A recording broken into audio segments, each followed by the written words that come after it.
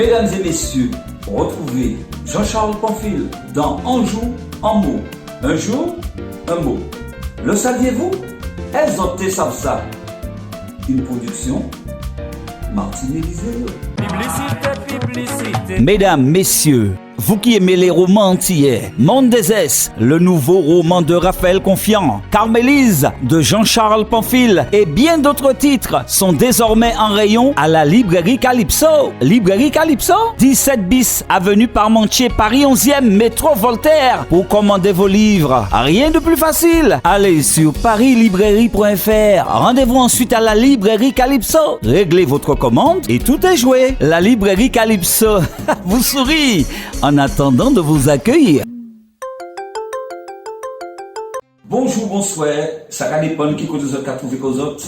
Alors, tout la tête. Donc, je dis à nous parler, dire un mot caillou, un mot langue nous. Il est bien loin le temps où nos parents nous interdisaient de nous exprimer en créole dans notre langue, la langue de chez nous. Enfin, je dirais certains parents, parce que n'ont toujours parlé créole, donc pas jamais empêché de parler créole, mais une chance là, quoi. Voilà. Donc aujourd'hui, nous, nos enfants et même nos petits-enfants, qu'ils soient de La Réunion, de Guyane, de Guadeloupe ou de Martinique, veulent se réapproprier le créole, enfin la langue de chez nous. Et c'est une bonne chose. Créole là, bellement maille. Donc, parlons parler. Belle langue. Donc nous allons commencer aujourd'hui avec un mot du créole martiniquais, de la langue martiniquaise, langue martiniquaise. Donc pour connaître l'étymologie de quelques mots du créole martiniquais, de la langue martiniquaise, j'ai fait appel à mon ami Jean-Charles Pamphile. Maître Pamphile, le premier mot qui me vient à l'esprit est pichonnéo. Pichonnéo. Ce mot signifie-t-il vraiment pincer? Oui, on peut dire sans embâche que pichonner en créole martiniquais et pincer sont synonymes. D'où vient ce mot pichonner qu'on a traduit par pincer? Cela remonte à l'esclavage. Les maîtres blancs avaient plusieurs manières de punir leurs esclaves, et ça, ce n'est un secret pour personne. Parmi ces punitions, il existait une particulièrement scélérate qui consistait à poinçonner un esclave. Lorsque cet esclave s'enfuyait, eh bien, il était rattrapé et selon le degré de punition, on le poinçonnait. C'est-à-dire prendre un poinçon, vous savez la belle pince là, et poinçonner l'esclave afin qu'il sache qu'à chaque fois qu'il s'enfuira, eh bien, il sera rattrapé et puni de cette façon. Souvenez-vous de le nègre de Suriname de Voltaire. Ça s'appelle aussi Candide. Vous vous rappelez que vous aviez étudié ça à l'école? Dans ce livre, il y a un passage particulièrement intéressant où il dit: quand nous travaillons aux sucreries et que la meule nous attrape le doigt, on nous coupe la main. Lorsque nous nous enfuyons, on nous coupe la jambe. Je me suis trouvé dans les deux cas. C'est à ce prix que vous mangez du sucre en Europe. Voyez, toutes les punitions étaient scélérates.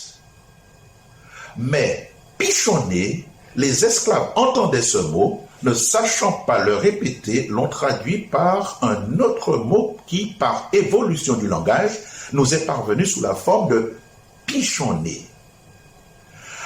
Lorsque nous étions en classe, souvenez-vous, et que quelqu'un vous taquinait en vous pinçant, j'emploie à bon escient le mot pincer, le maître disait: qu'est-ce qui se passe?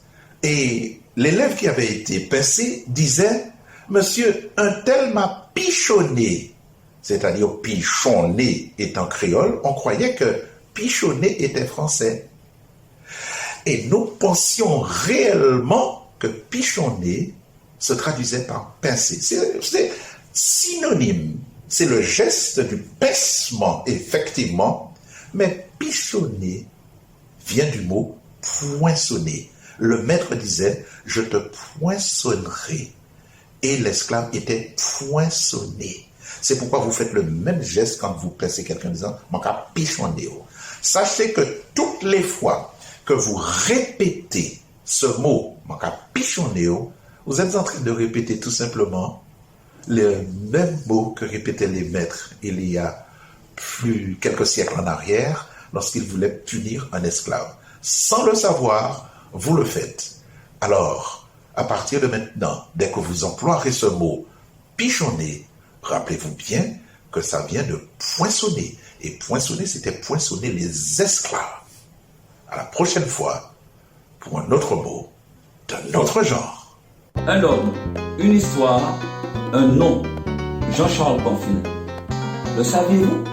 Les autres savent ça.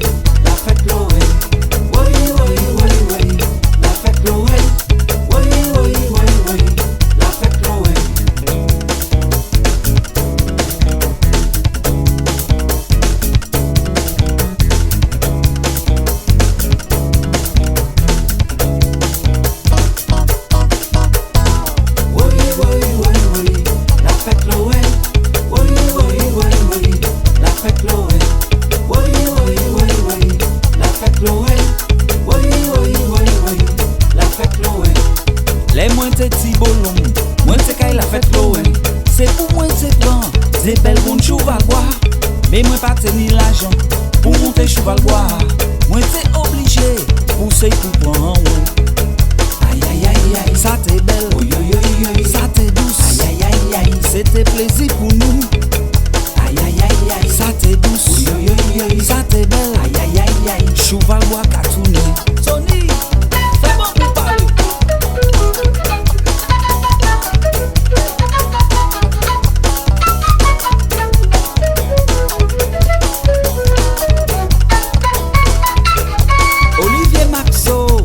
Et Picasso, Georges Cobin, Joël Leclerc, Alain Octave, Bernard Fanfan, Jean-Claude Monod, Roland Alex, Jean-José, et puis les Zévito.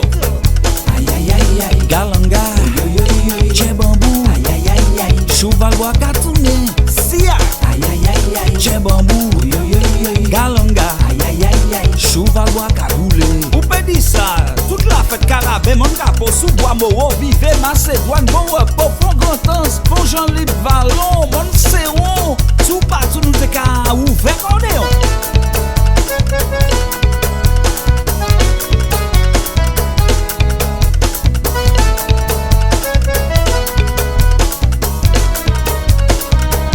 Félix, tambour, t'es qu'à sonner, si bois cherche à pas même parler. Nous squatter, y'on des gaz vite, y'on courir derrière nous, y'on foutez nous dehors, à jouer. Et puis quand l'homme n'est plus oui, mais ça t'est belle et ça, t'es douce.